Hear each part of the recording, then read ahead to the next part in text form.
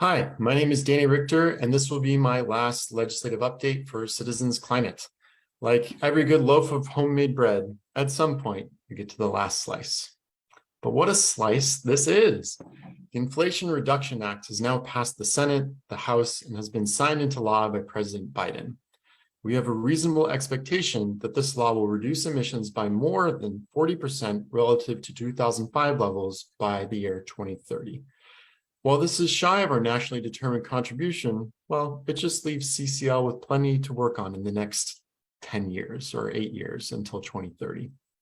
While the bottom line is the emissions reductions, I'm also particularly excited about the methane fee in the Inflation Reduction Act, the $250 billion in loan authority for the Department of Energy to support green technologies. And I'll note that that's over and above the other $369 billion in spending.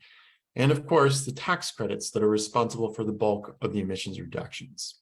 If you want to learn more about what's in the bill and its effects on our economy, please check out the Nerd Corner on Citizens Climate Community. You can either just type Nerd Corner into the search bar or go to Connect in the menu at the top of your homepage, and Nerd Corner will be in the column labeled Discussion. This is where our research department and other proud CCL nerds have been posting timely news, charts, and analysis that have even been picked up by the likes of Politico. Check it out, join the group to keep up on the latest, and come nerd out with us. I also want to say a huge thank you to all the CCL volunteers who took action to help make the Inflation Reduction Act the law of the land.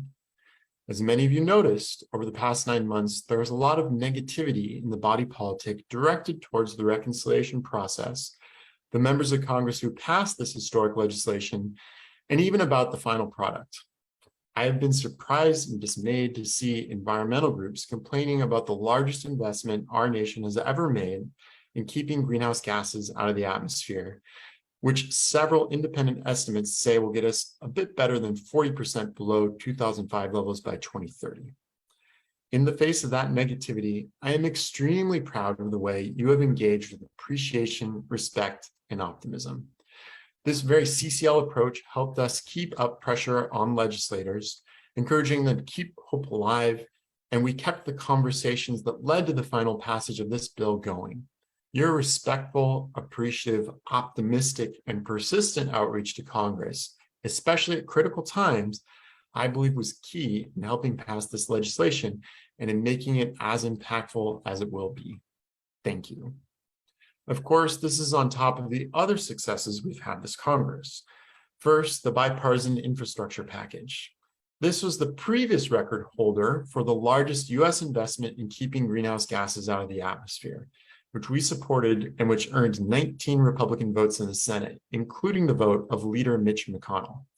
Second, the Growing Climate Solutions Act passed the Senate with 92 Democratic and Republican votes in favor. I still have hope for this bill passing the House this year, and thank you as well for keeping up the positive pressure on that throughout. Third, provisions of the Hope for Homes Act were split, but substantively incorporated into both the Infrastructure Package and the Inflation Reduction Act. Fourth, the SCALE Act was passed as part of the Infrastructure Package, and fifth, sixth, and seventh, we continue to show the power of constituents engaging with their elected officials, as evidenced by the very strong correlation between new co-sponsors on the Rise, Growing Climate Solutions, Forest, and National Climate Adaptation and Resilience Strategy Acts, and your request to co-sponsor. Again, thank you. Throughout this process, I'm also very proud of the productive ways in which we have continued to engage Republicans. I think CCL volunteers deserve a lot of credit for getting Republicans to turn around and walk in the direction of climate solutions. And in this Congress, I see lots of evidence that they're walking faster in that direction. Whether it's the 47 Republican senators who voted for the Growing Climate Solutions Act, a bill with climate solutions in the title, or the 19 Republicans who voted for the now second largest investment in climate, the bipartisan infrastructure package, or whether it's Republican leadership accelerating the launch of their climate platform because they want to be running on climate, we are seeing what it looks like to have two parties who actually want to solve climate change. We're seeing more and more climate becoming a bridge issue and not a wedge issue. CCL volunteers deserve a ton of credit for that shift. Now, as I said, this will be my last legislative update for CCL. After 14 years, including 5 as a volunteer and 9 on staff, I'm moving on to the next thing. I don't know what that will be, but I do know that good things take time. Take, for example, this double fermented loaf of bread. To make this, I first added a bit of starter to some oatmeal, let it sit for a day, cooked it, and then I added it to some dough that I started fermenting on the second day in the usual way.